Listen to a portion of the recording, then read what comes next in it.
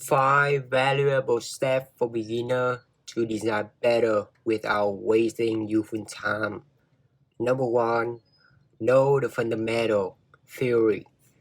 Learn the principle about image, typography, layout, and colors. Learn the rule, then you can break the rule. Number 2. Learn tool. Software make things easy to do and execute tasks quicker.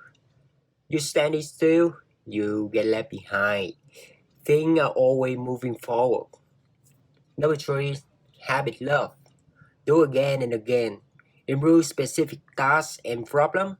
Focus attention with specific goal of improving performance. Give yourself challenges to practice. Number 4. Professional feedback. Receive feedback from art director, product manager, high-ranking on design industries.